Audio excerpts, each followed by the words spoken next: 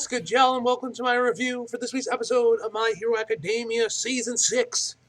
And holy Jesus, bro, another banger episode again. Seriously, Bones has been on a roll with Season 6, man. Like, I know I've joked about around a lot and have talked shit about like, oh, Bones has reminded everyone why they the goats, and everything that because of what happened with season 5. But honestly, in all seriousness, I think Bones did realize that they fucked up with season 5 and did take the actual real criticism they got about their adaptation work for season 5 and really took it to heart and wanted to make it up to the fans with how great they've been handling season 6.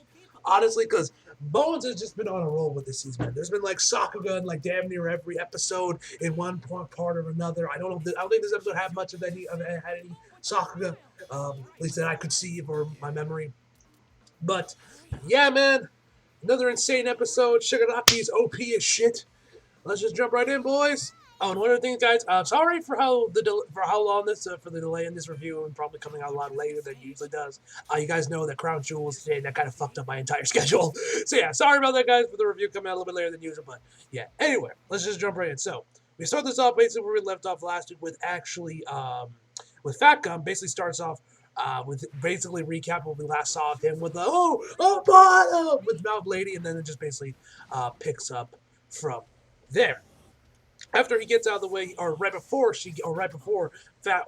Mount Lei falls on him, he sees Tokoyami and he tells her the first day is with the rear guard. So Tokoyami's out there, runs towards there to get Hawks to get some first aid. I honestly hoping that Hawks doesn't become quirkless and his wings does eventually grow back. I'm hoping anyway, but we'll have to wait and see on that. I don't want to see Hawks quirkless. He's like one of my favorite characters in the series, so I hope we can see more of him later on in the series. So then, like I said before, we have with Mount Lady with him almost falling on Fat Gum. We have Cementos going up against the Ice Climber, tell him not to get in the way of Redestro anymore. He tries to use more ice. Cementos blocks it with his cement, and then the dude's like, "Oh, all right then, I'll cover from the top then," and then just has like the ice falling basically downwards towards Cementos over him. But then the ice is actually blocked by a boulder thrown by Mount Lady. And yes, ladies and gentlemen, Mount Lady, the Alexa Bliss of superheroes, finally fucking does something. That's what I would say if this was still like 2018, 2019 Glenn when I was reviewing season 3 and season 4. Honestly, you guys know if you guys want to follow me on Twitter or you guys watch my wrestling videos, y'all know I don't like Alexa Bliss. Honestly, guys, honestly, my hatred towards her has gone down significantly. I still don't really like her. I still think she's one of the worst female wrestlers I've ever had the displeasure of watching. But honestly, I just don't care anymore. I just do not care as much as I used to. Back in 2018, 2019 was when I was a lot more passionate about wrestling and all that. Now I'm just sort of indifferent towards it, man, and women's wrestling and all that shit. I'm just sort of indifferent towards it. But yeah, I had to throw that out there because you guys know, if you guys are a long time users, you guys know I have kind of compared Mount Lady to Alexa Bliss a handful of times. Anyway, she screams, "Oh, that hurts a lot." So this actually thought was really fucking cool. Cementos actually creates basically like a bat, and then Mount Lady grabs it and just starts swinging around at the ice. I thought this was a really cool team up attack, and I would love to see this like 2 heroes or something, or in One's Justice 3. That'd be like a sick combo attack, wouldn't it be? I don't even know if Mount Lazy is even playable in the game or Cementos for that matter, but that would be cool. If we ever get a One Justice 3, which I don't even know if we will because it's been so long since the last game, because the last game came out during Season 4's production. But then again, COVID happened, so who knows? Either way, I don't know but that would be cool. Like the third game, one of the tag team attacks you can do is with Cementos and Mount Lady, and you can do this. That'd be cool. That'd be a cool little like special attack or something. Anyway. She starts smashing the ice. We then see a bunch of the other heroes tell them to follow Mount Lei's lead. And one thing I found kind of interesting, one thing I've always found interesting about Hero Aka is look at the background characters, the background heroes, and just see what weird and wacky designs Horikoshi comes up for these characters. Because sometimes you pay attention to the background and some of the background characters, more specifically some of the people that the heroes, you'll find some weird ass designs, some bizarre designs, and you're just wondering like, how did Horikoshi come up with this? That continues on for this episode. Well, as we see all these heroes running towards Mount Lady, we see one guy, his head is literally a Glock. It's literally the hammer of a Glock. Or a 1911, I don't know, I'm not a pistol expert. But like his head is literally the hammer of a pistol. which I thought was very odd and very different. I was like, what the hell is that? But then we actually see the hero that that twice killed at the couple of, I believe that was a couple of episodes ago, that captured Toga and Compress. One of the heroes catches this, and that's when Toga comes in there, grabs her knife, and starts slitting everybody's throat. Now, you guys remember, I questioned whether in my season 5 reviews, I questioned whether or not that they changed like series direct that they changed series directors or whatever for season 5, given how many more times we saw they took more of a JoJo approach to it, where they showed off a lot more of the onomatopoeias, making it kind of look more like it did in the manga, just showing them off screen. And season 6, we haven't really gotten any of that up to this point, so I kind of question that maybe they switched back or whatever. But in this episode, we see a lot of that again, which is always nice. Like, I always thought that's kind of cool. I thought it looks great in JoJo, and it looks fantastic here in Hiroaka too whenever they do that. I've always liked that. I also kind of wish they did it a little bit more, honestly, because I'm pretty sure this is the first episode where we've actually seen this since season 5, at least in my memory. I could be wrong. They might have done it sometime in the background. I just can't remember. But yeah, I always love it when Hiroaka does this, and I kind of hope we see more of this in season 6. Like I said, I don't know if this is just like one episode director just likes doing this, and that's why, and he got like a lot more episodes in season 5 or something. But whatever the case may be, it was nice to see this return from season 5. I always thought that was kind of cool. Anyway, we then head over to Compress and Dobby, where he tells them, like, oh, where were you? You were a lieutenant, this, that, and the third. And then not twice, Dobby, or not Dobby, Mr. Compress is on the internet where he says, twice was killed, probably. Now, unless I'm misreading this, I'm assuming he means twice is probably dead. Meaning, there's a good chance that Twice can somehow survive, which you guys know I have called that. I theorized that this. I had a feeling that this is not the end of Twice. Somehow, or some way, he's going to bounce back from this. It seems like he might. Now, granted, that's my prediction. That's my theory. But we'll wait and see. But I have a feeling that Twice isn't dead yet. That's my theory. So anyway, Toga's going ham, killing heroes left, right, and center as she's. And actually, we found out that Mr. Compress also tried to tell her to stop her, but she wouldn't listen. And she says it's hard to live here, well, a world that's easy to live in. And we see some screenshots to her time with Twice, having some fun with him. Before we then actually see that shot from the trailers, which I think that means the next episode is probably gonna be the last episode where we saw anything from the trailers. I think episode 8, I think, would be the first episode where we're going to go in there complete blind window, seeing no footage of them from any of the trailers. I think anyway. I could be wrong on that, but I'm pretty sure that episode 7 will end up being the last episode where we see anything from the trailers in the episode. Anyway, we did get that amazing shot from the trailers. You guys know I hyped up about in my reactions where Toga kind of like where we see like her like goo or whatever just like it's coming down her face and she like stares into you and she looks like a demon or whatever. Looks really fucking cool, man. I love that shot, man, of her eyes and everything looks so fucking cool. She says, "You're in the way, heroes," and bam, that's when Makia's hand comes out behind her. Obviously, we know what's going to happen with him, and shit's about to go down with him. So then we cut back right to Dobby as he realizes that, of course, that he's awake. That means Shigaraki is awake too. We get over to him. So Shigaraki starts hearing All for One's voice. One for all. And he's like, what is that? And then, right as he says, Endeavor shows up and is ready to throw down. He fires off his Hellkata, and which basically levels this entire area in flames. And due to the temperature, Shigaraki, in theory, shouldn't be able to move. This man should basically be burning on a crisp. But as you can tell from like this one shot, you can see like the man's low-key just like barely facing. He's just like staring at it down, which I thought was really good. So the storyboarding and direct this episode was chef's kiss, impeccable. I don't know who Bones got to work on this series, but Jesus Christ, these are some the talent on this series. Anyway, before I start gushing about Bones. So then he needs, and the difference is he needs to take him out of Commission St. Paul. So he's about to go for his jet bird. Shigaraki just basically just launches right towards him, and he just barely manages to dodge him. And that's when we find out that that Shigaraki has Wolverine's healing factor. Ladies and gentlemen, Shigaraki is now mutant. We find that he has healing wrenches. He has the regeneration of the Nomus, which you guys see my reaction. I can't a couple times I did compare him to like Wolverine, because it does seem to work similar to Wolverine's healing factor, to be fair, and about as quick. Anyway, wouldn't be smart that was maybe a slight nod to the X-Men or something. Anyway, then Endeavor spins around on top of him and manages to pin him down on the ground. Obviously, having his flames going everywhere, and he tries and like takes Shigaraki's hand right when he's about to grab him, telling like, "I will not make it let you touch me."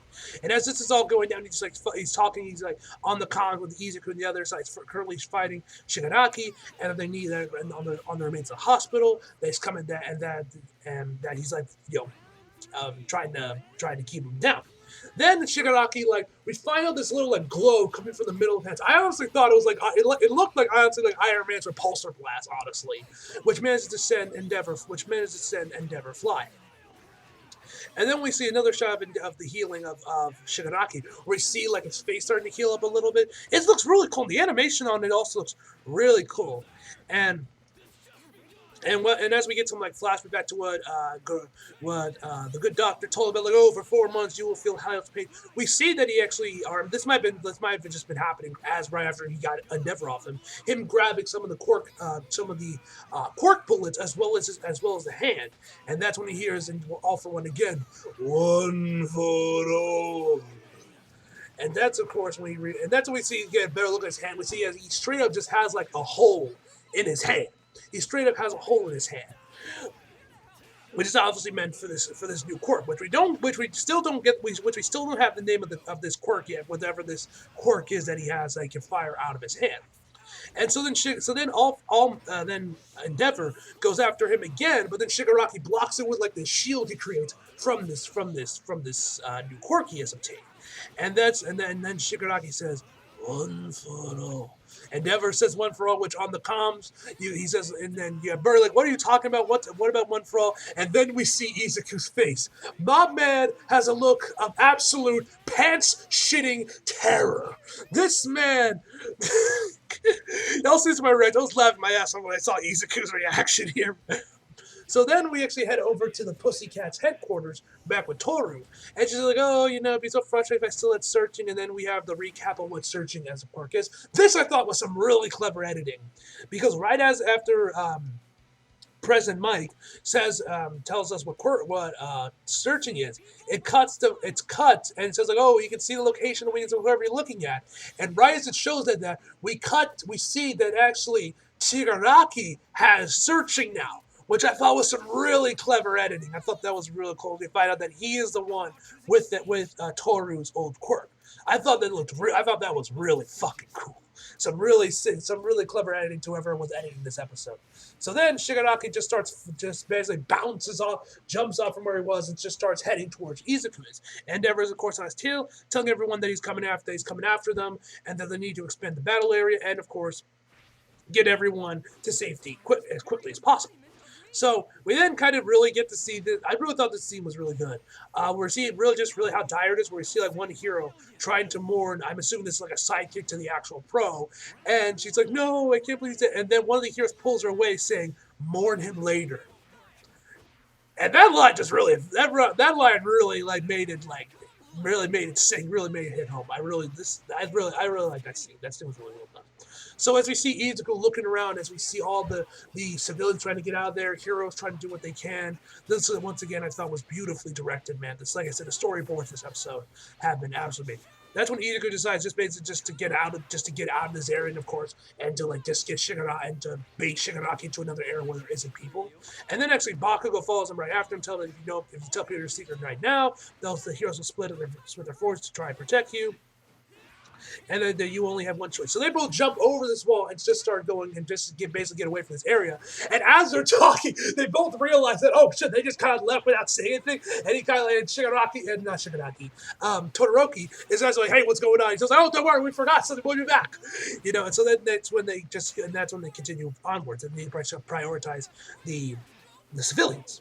And then we just see Izuku swinging around with Black Whip across the buildings.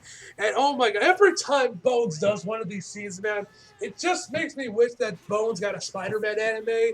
Like I know I mentioned this in my review for season 5 when we got that one episode with Shinso, where he was using Endeavor's scarf to swing around the area. And seeing with Izuku, man, I'm just like, These scenes are always so well done, man. They always look so good. Why isn't Bones getting a Spider-Man anime yet? Like, imagine they had this with Spider-Man. Like, ugh. Just give me a Spider-Man anime already, Bones. Come on. Like, seriously, talk to Marvel. Marvel, talk to them. Just give it to me, man. So then Izuku calls him Endeavor and tells him that he thinks that Shigaraki is after him and that he can lure him to an area without civilians. And tells him to stay on the comms with him. So then Endeavor asks him, like, what are you talking about? He's like, oh, I'll explain later. I'm very curious if he will actually explain later and probably tell him about One for All. He probably won't. He'll probably find some other bullshit excuse, but that'll be interesting if that ever actually happens. So then Shigaraki lands, and then Endeavor fires this huge fireball towards him, but he manages to change direction, and now he's heading southwest, which is in the direction Izuku and Bakugo are in. And then Endeavor goes into his inner Kratos and says, "Boy." Which I thought was pretty funny because every time I hear "boy," I just think of God of War. Boy. Anyway, once again, this is when he starts. This is when he tells everyone to count. They regeneration, and he's not the same as before. And and then we get back to Bakugo and Izuku, and Bakugo is telling him like this scumbag turned to a monster. This is all more reason to make sure you don't get caught. And then Izuku looks behind him with like his eyes bugging out and then like screaming, "Why are you even following me, Gachan?" And then Bakugo just replies back with his eyes turning into like fucking Batman's cowl, be like, I will throw. I was like, I'll send you flying. Yes! The voice there for the Japanese VH here was fucking awesome, man. I was laughing my ass off here. And Bakugo explains that he was the only one that could understand what's going on without explaining and go with it. He's like, oh, thanks! Once again, with Izuku's eyes bugging out. And then, this has to be a fourth wall joke. This has to be a fourth wall break by Horikoshi, where Bakugo says, follow you, what do you think? You are the main character or something?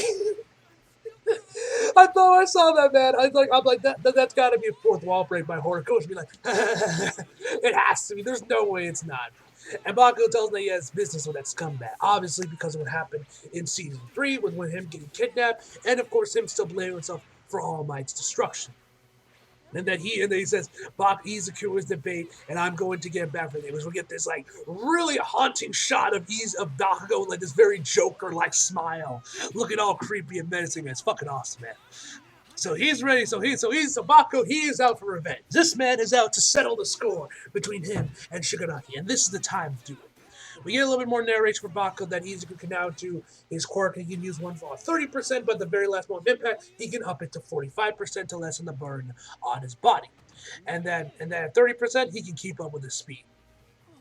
So he tells him, I can't quit while behind, basically passes over Izuku for a hot second. And so that's when, as Shigaraki is flying towards Izuku, he ends up, this I thought was a pretty cool shot, where he like jumps, where he like flies over the debris, over the dust cloud that he has created from the destruction of all the buildings, and you know, is like looking down on it. And that's when and then as Endeavor is about to catch up with him, he then fires once again from that hole in his hand, which I swear to God, this has to be like an Iron Man reference because of the repulsor blast. He uses very similar, it seems to be using very similar attacks to how Iron Man uses it. And we all know how much Horikoshi loves Marvel, the Marvel influence. I wouldn't be surprised if this is meant to be like a little nod to Iron Man, or Iron Man kind of influenced this quirk or something.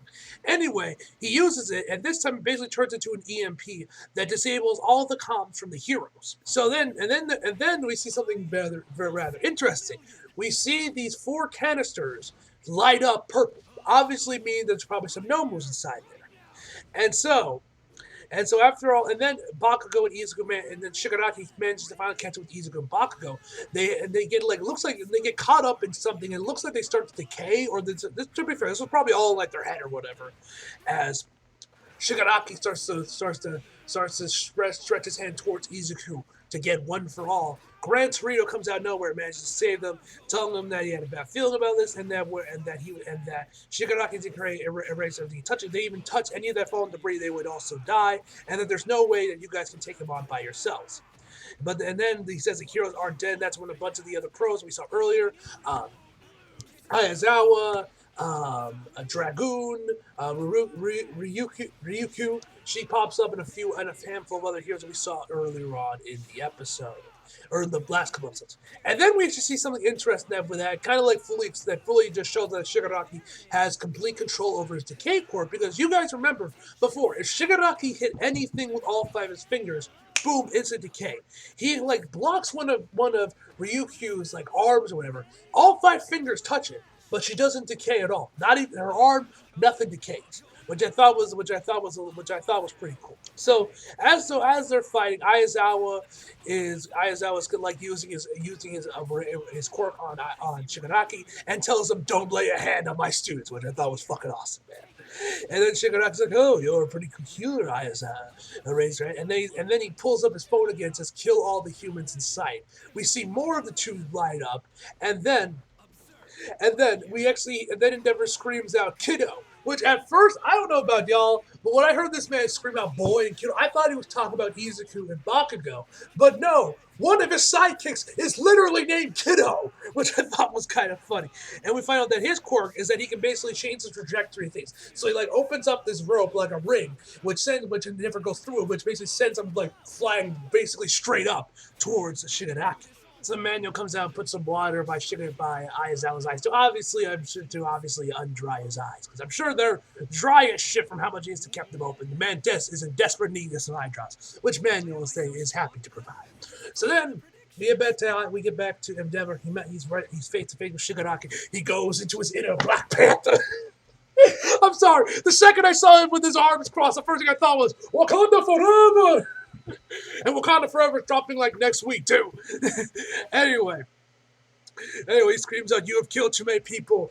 Uncrosses his arm, and you see all these flames coming out there. It looks so fucking cool. But then we see that Shigaraki managed to fucking dodge it by moving his arm. Like the man could like use the strength of his arm to like move the wind pressure of it to push him out of the way. And the shot itself looked really fucking cool. Shout out to the storyboard artist for this episode. Like I said before, the storyboarding for this episode has been absolutely impeccable, man. So good. And so that's when they realize that the strength Shigaraki has, that he's been doing, isn't his quirk. It's coming from his own strength. He can move through the air with just a swing of his arm, and it's just like we see a picture of All Might. And then we head over to the Good Doctor and President Might. We find out that even though he's superpowered, he still isn't as strong as All Might. So there's that at least. He isn't as strong as All Might, but he's still OP as shit. And then apparently if they had over-engineered his body, it would have burdened his brain. Then we're back to Gran Torino, and he throws Izuku and Bakugo on the ground. Or at least it kind of looks like how the way they fall. Looks like he just kind of dropped them. Anyway, he tells them that Aizawa managed to steal off his quirk, and they move fast and fast, and that because communications are dead, we can't go away too far away from him. Otherwise, we'll be like saying, because Bakugo mentioned like, "Hey, shouldn't we be a little bit farther away if you guys want us to hide or something?" And he mentions that they managed to stop him temporarily, get him away from civilians, and that the heroes and put him into Aizawa's field of vision. That Izuku and Bakugo have already done a lot, and so Graduate says, "In the unlikely event all for one is stolen, think of the worst. Think of the absolute worst." And he's like, "Oh, come on. The enemy's on one person. If we can't take them down, what's even the point of this oversaturation here?" We get this shot of Birdie coming in there with a shit ton of pros following her behind her, which I thought was a really nice shot. And then we end the episode off with, first off, a meme image of Gran Torino, Izuku, and Bakugo all looking shocked and horrified. And then we find out that there's even more fucking no moves. Yes, ladies and gentlemen. And one of them looks like a dog. Straight up looks like a dog. I swear, it's like, and Gran Torino mentioned that this should have fallen under decay. But I guess Shigaraki made sure the blab didn't go under decay so he can have these nomos and fire them off, because, which it looks like there's about 1, 2, 3, 4, 5, 6, 7 nomos he's got. One of them looks like I already mentioned one looks like a dog, but the other one straight up looks like a bat. And that, ladies and gentlemen, is where the episode ends. Fucking amazing episode, ladies and gentlemen. Absolutely loved it. Holy Jesus, bro, that was an incredible episode, man. Like I said, the directing, storyboarding, the editing, the voice acting, the animation, everything was impeccably done with this episode, man. And yeah, as always, looking forward to next week. The Makima fight should be interesting. And yeah, we're going to see a lot more of the other members of Class A and Class B. They're going to finally get some more screen time. And yeah, should be an interesting episode, man. Looking forward to it. Anyway, hope you guys enjoyed the video. Like if you did, subscribe if you're new. Follow me on my socials if you feel like it. Links down in the description box below. And as always, come back for more. See you guys next time.